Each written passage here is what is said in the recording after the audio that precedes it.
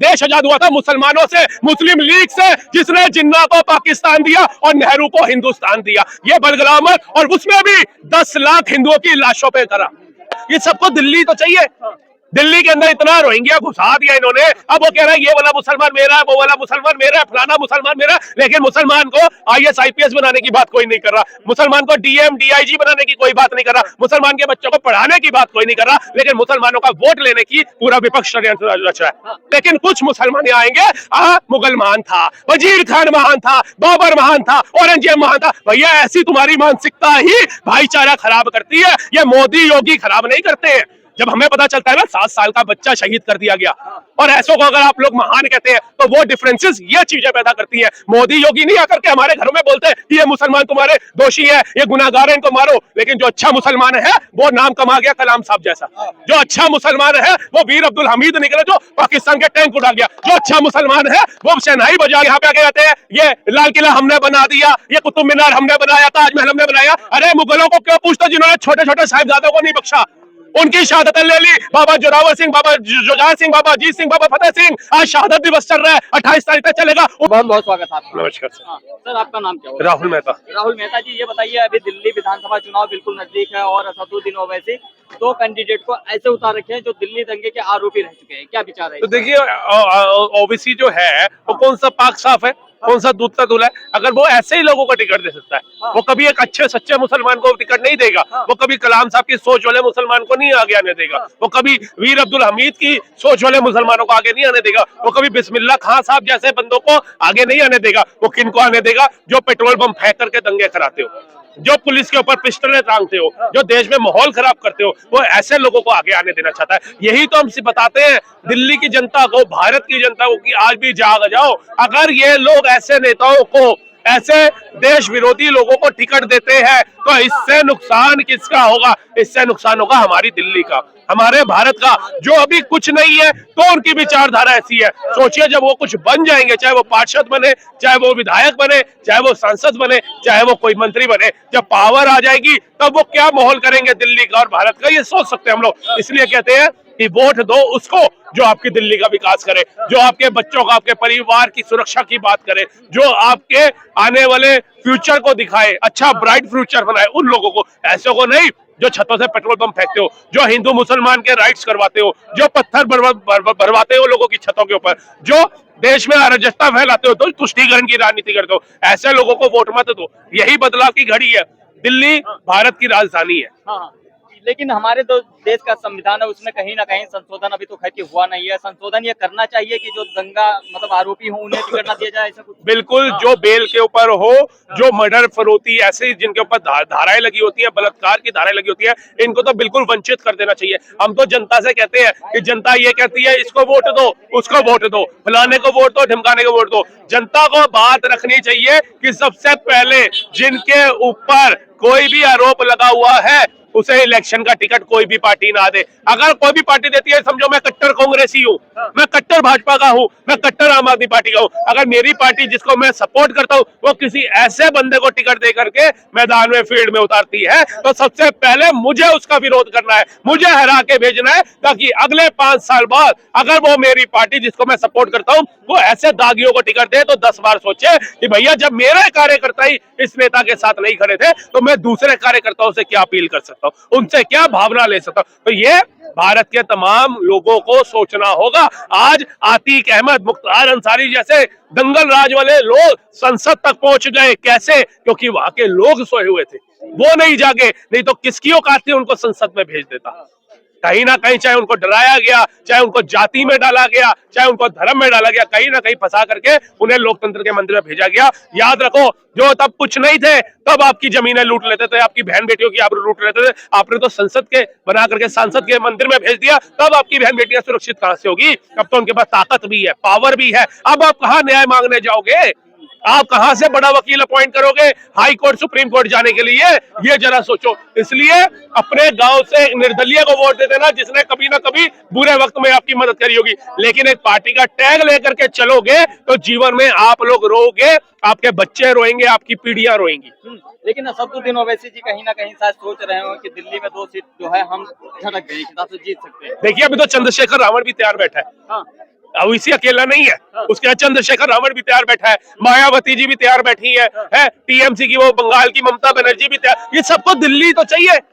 दिल्ली के अंदर इतना रोहिंग्या घुसा दिया इन्होंने, अब वो कह रहा है ये वाला मुसलमान मेरा है, वो वाला मुसलमान मेरा है, फलाना मुसलमान मेरा है, लेकिन मुसलमान को आईएएस आईपीएस बनाने की बात कोई नहीं कर रहा, मुसलमान को डीएम डीआईजी बनाने की कोई बात नहीं कर रहा, मुसलमान के बच्चों को पढ़ाने की बात कोई नहीं कर रहा, लेकिन मुसलमानों का वोट लेने की पूरा विपक्ष षड्यंत्र रचा है। हाँ, लेकिन अगर मुसलमानों के लिए सारी पार्टियां खड़ी की वो मेरा, हिंदुओं के लिए है कोई आपकी नजर में? हिंदुओं के लिए तो सबको पता है कौन सी पार्टी है, आज क्यों भाजपा भाजपा हो रहा है, लेकिन भाजपा भाजपा इसलिए हो रहा है कि अगर वो हिंदुओं को सनातन बोर्ड एक डंके पे नहीं दे रही, हिंदुओं के लिए सारी चीजें मुहैया एक पक्ष होकर के नहीं करा रही, तो वो दूसरे पक्ष को परेशान भी नहीं कर रही। अगर आवास योजना आई तो सबका साथ सबका विकास के दौरान आई, अगर नल से जल की योजना आई तो सबके साथ सबके विकास के तहत आई, अगर आयुष्मान योजना आई, कृषि कल्याण योजना आई, बेटी बचाओ बेटी पढ़ाओ आई योजना, तो उसमें अगर हिंदुओं की बेटियां पढ़ेंगी तो मुसलमान की बेटी भी पढ़ेगी।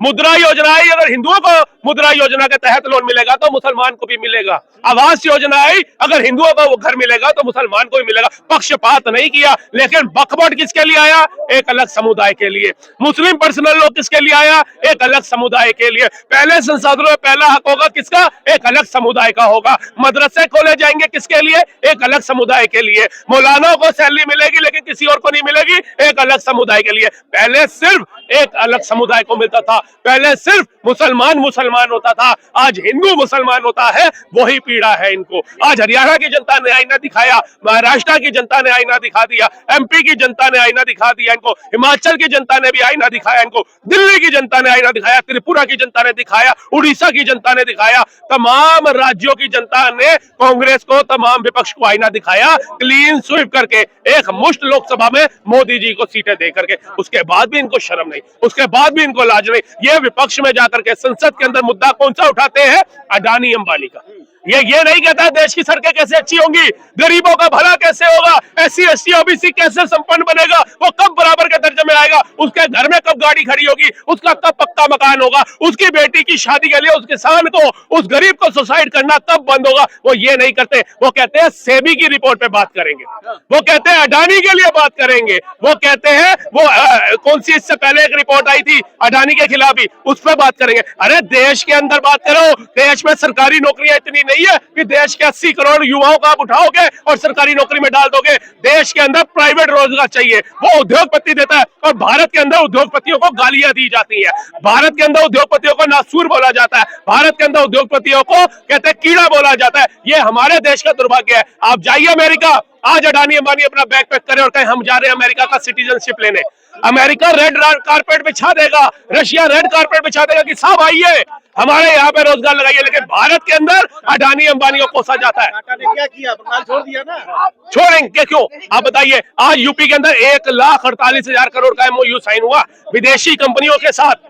कैसे हो गया? यूपी तो दंगल राज था, गुंडा राज था, कहाँ पे कोई कंपनी नहीं लगती थी। आज 1,48,000 करोड़ का रोजगार किसको मिलेगा? काउंटर करना, अभी आपने बोला कि भारतीय जनता पार्टी जो है वो हिंदू मुस्लिम सबको देख करके योजना का लाभ दे रही है, लेकिन सदुद्दीन ओवैसी और विपक्ष के नेता राहुल गांधी जैसे सवाल बोल रहे हैं कि जब से नरेंद्र मोदी आए हैं सिर्फ मुस्लिमों को टारगेट किया जा रहा है। अखिलेश यादव भी ओबीसी साहब से एक छोटी सी गुजारिश है, बैरिस्टर है और खानदानी रईस है, हिंदू मुस्लिम को राम मंदिर और बाबरी मस्जिद के विवाद में इन्होंने 75 साल लटकाई रखा।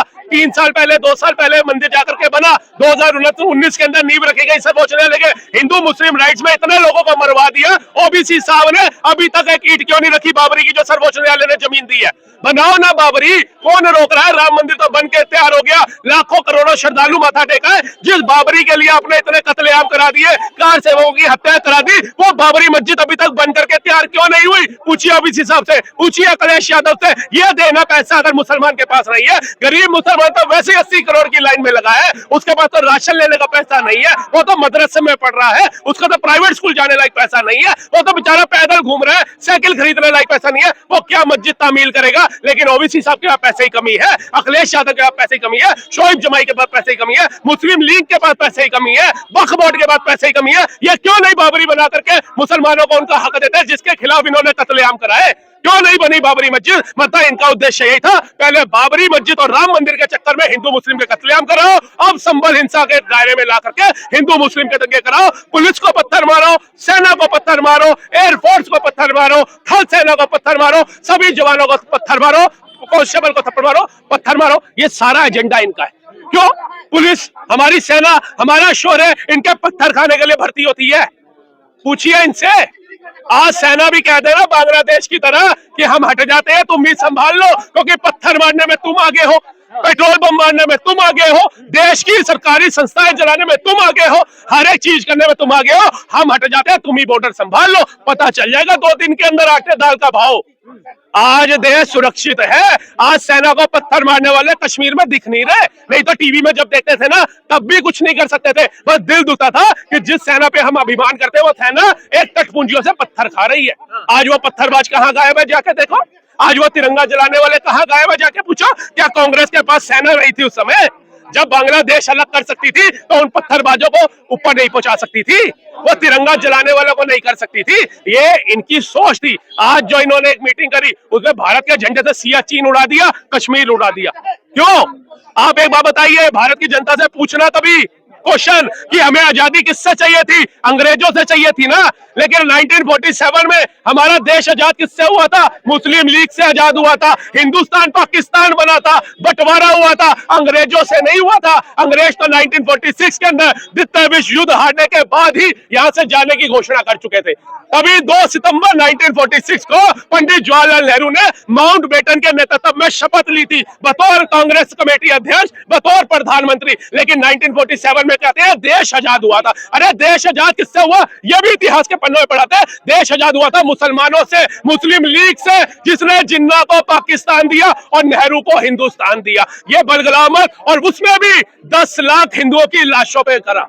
10 लाख हिंदुओं की। ये कोई हमें प्यार मोहब्बत से नहीं मिल गया था। ये राम मंदिर भी लाशों पे ढेर पर मिला बे। ये राम मंदिर भी साहब ऐसे नहीं मिला। देश के जितने अभिनंग हैं वो सब लाशों के ढेर पे मिले हैं, ऐसे नहीं मिले। अगर हम कहें ना बड़े प्यार से दे दिए गए थे। कोई एक मंदिर छोड़िए, कोई एक संस्था बता दीजिए सर, कोई एक संस्था बता दीजिए जो प्यार से मिली हो। एक का उदाहरण नहीं दे पाएंगे ये लोग, एक का। लेकिन क्या कहेंगे? भाईचारा खराब हो रहा है। ये भाईचारा पता है कहां खराब हो रहा है? जहां एक अलग समुदाय भीड़ में रहता है, वहां जाकर के हिंदू अपने घर के बाहर तो नहीं लिखता सुस्वागतम, वेलकम, शुभ लाभ, वो लिखता है पलायन, ये घर बकाऊ है, ये चीजें लिखता है। आप आइए हमारे इधर, अगर वो बहुसंख्यक अल्पसंख्यक तादाद में नहीं है, हम लिखते हैं शुभ लाभ, हैप्पी दिवाली, वेलकम, सुस्वागतम।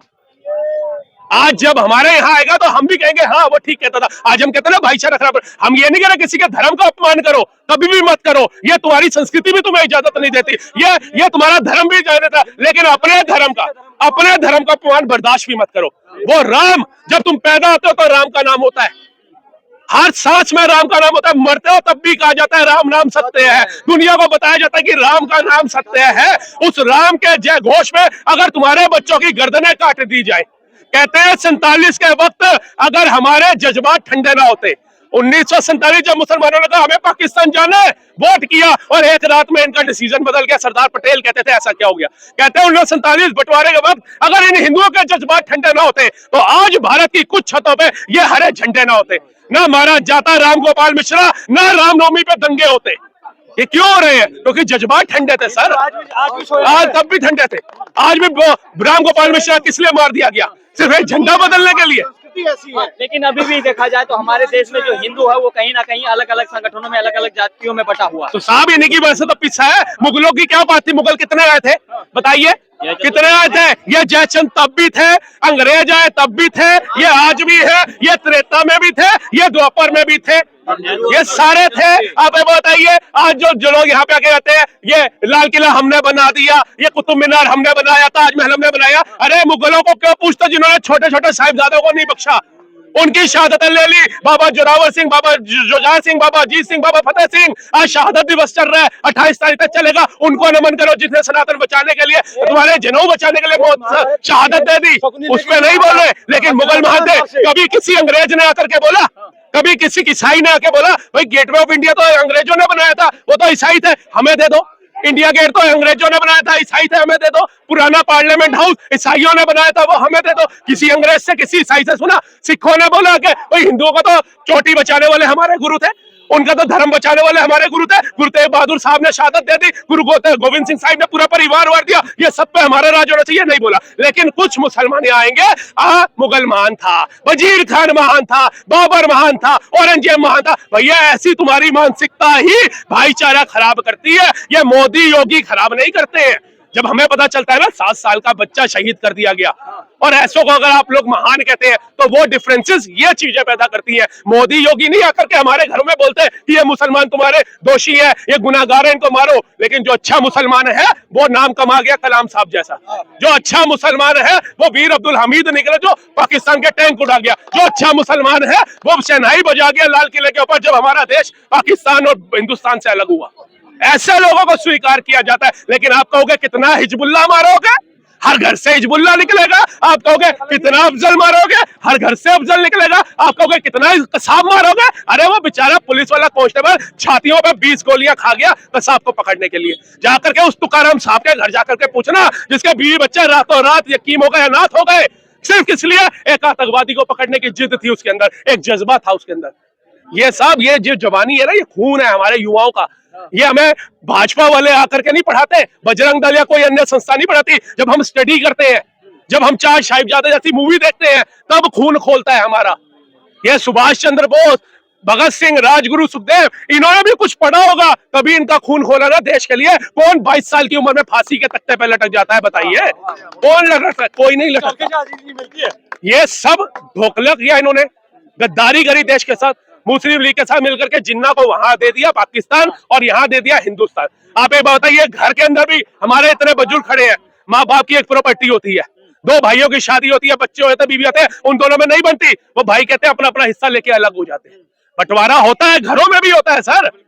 लेकिन अगर हिस्सा लेने के बाद मेरा भाई मेरा ही जीना हराम कर दे, तो वो बंटवारा मैंने किया क्यों, वो प्रॉपर्टी बांटी क्यों? 1947 में देश का बंटवारा हुआ था, टिल 2024 में जी रहे 25 आने वाला। बताइए एक दिन भी ये दोनों हिंदू और मुसलमान भाई शांति से रहे हो तो क्या लग रहा है कि योगी आदित्यनाथ और नरेंद्र मोदी की का जो नारा है कि कटोगे तो पटोगे, बिल्कुल हो सकता है और हुआ है। इसका साफ साफ उदाहरण पता है क्या है? इसका साफ साफ उदाहरण है हरियाणा का चुनाव, इसका साफ साफ उदाहरण है महाराष्ट्र का चुनाव, इसका साफ साफ उदाहरण है यूपी का उपचुनाव। ये कई उदाहरण है हमारे देश के अंदर। मुसलमानों ने वोट दिया, क्यों दिया? मोदी को। वो तो खिलाफ है, उन्हें भी समझ आ गई कि हमने अपने बच्चों को गोलियों से नहीं भुनवाना है, कलाम साहब बनाना है, कलाम साहब बनाना है, साइंटिस्ट, देश का नाम रोशन करना है। कि अगर देश के इतिहास में कभी किताब पढ़ाई जाए तो बताया जाए कलाम साहब कौन थे, जिन्होंने रातों रात भारत को परमाणु शक्ति बना दिया। ऐसे लोगों का नाम लिया जाना चाहिए सर। ये कसाब, ये अफजल, ये इनके नाम से देश नहीं चलेगा। इनका देश ना पहले था ना आज है। और कहीं आते हैं ना, वो सर कहते हैं जाइए इंडिया गेट, उसकी दीवारों पर देखिए सबसे ज्यादा मुसलमानों के नाम है। अरे वो दीवार बनाई किसने? अंग्रेजों ने। उस पर वो नाम दिया जो ब्रिटिश सरकार के खिलाफ जाकर के गृह युद्ध में जंग लड़ने गए थे, उन्होंने, उनसे लड़े, उनके नाम है। ये देश के लिए लड़े, उनका नाम नहीं है यहाँ पे। उनका नाम होता तो वीर अब्दुल हमीद की तरह यहाँ होता, दीवारों पे नहीं लिखा जाता।